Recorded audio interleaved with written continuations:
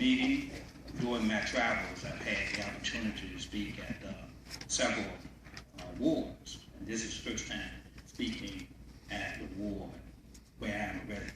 So I want to thank Councilman here for inviting me and giving me the opportunity to say just a few words about some of the things that I need to have about education here in Petersburg.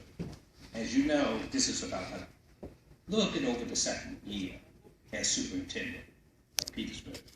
And we've been able to do some very innovative things to move our school division forward. Work is not done. We certainly have a long ways to go, but we certainly have the boat in the water. We have a course, and we're moving forward.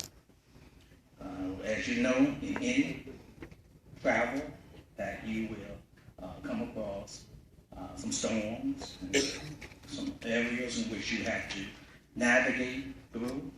And I think that we are going to be able to get where we need to be.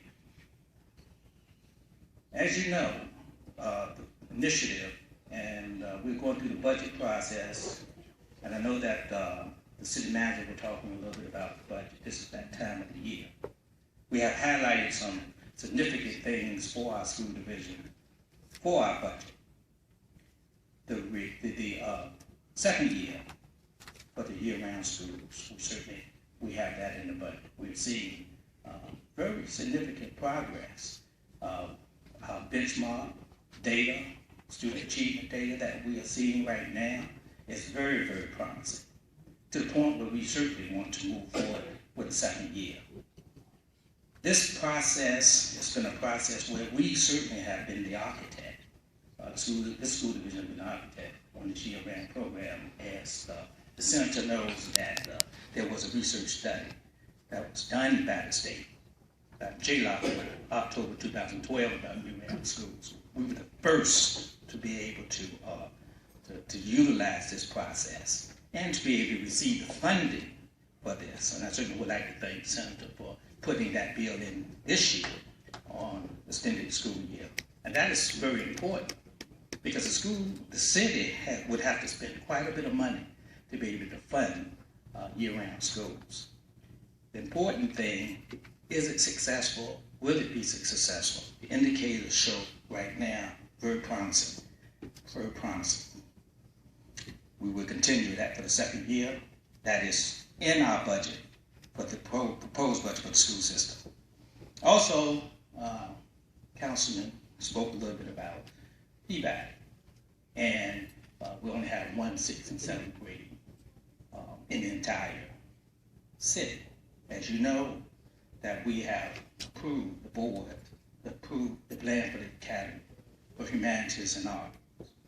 That program will begin in September 2015. It will be grades 3 through 7 the first year, and then grades 3 to 8. It will be a process in which it would be where parents would have to, of course,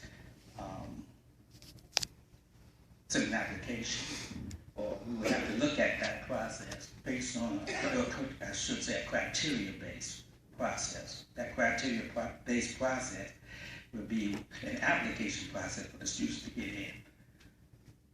Test scores, of course, would be a part of that.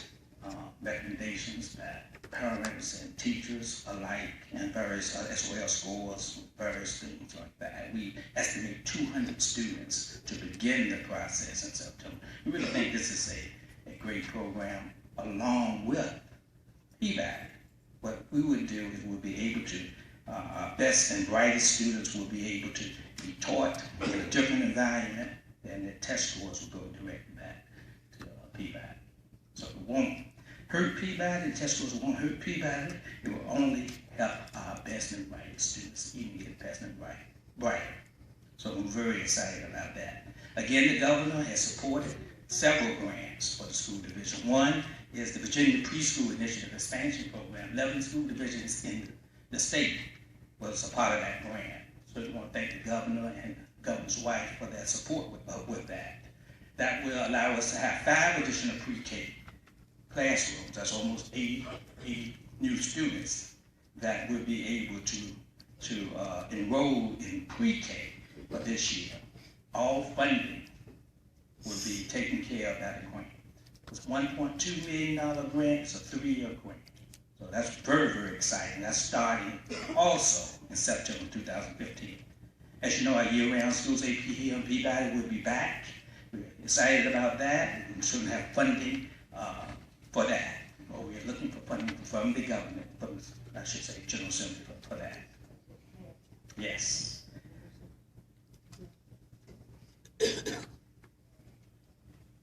I do want to say that because it takes money to do a lot of these things, and I really appreciate the City Council support, the mayor's support, and the city manager's support for schools. It takes all of us together, working together, to be able to improve our schools and our city. And yes, he's correct. When we talk about economic development and education, it has to go hand in hand. It can't be economics first.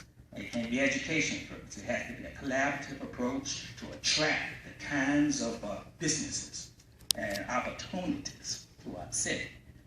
We can't grow without the city. The city cannot grow without us. So we have to work collaboratively together. And I'm very, very excited with the City Council since I've been here as superintendent and the school board, and we're working collaboratively.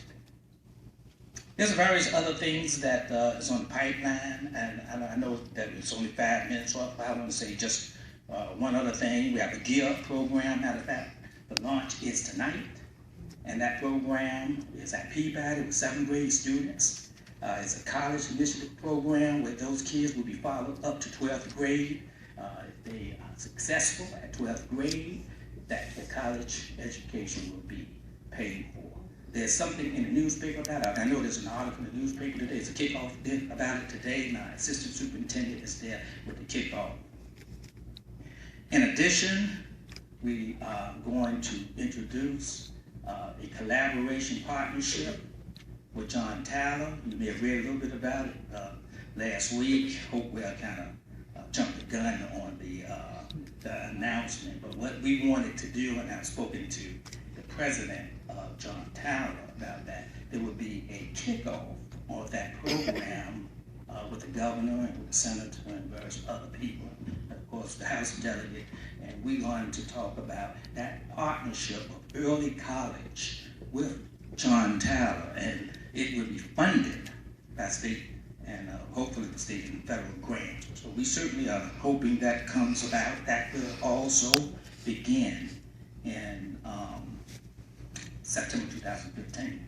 So we have some exciting things going on in the school division. It's not going to happen overnight, but you know, it's happening, and we're moving the ship, and we can't do it with just the superintendent.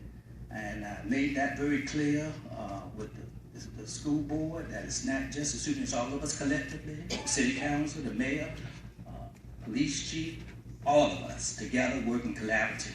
The state government, I think we've gotten them on our side. When I say the state, you know, from the governor's office to the state school board, everyone is working collaboratively with Petersburg, even to the point where the governor did his kickoff in Petersburg at Peabody in September, and as you know, been here several times. So he's shown his commitment, and we have to together work collaboratively to show that we are accepted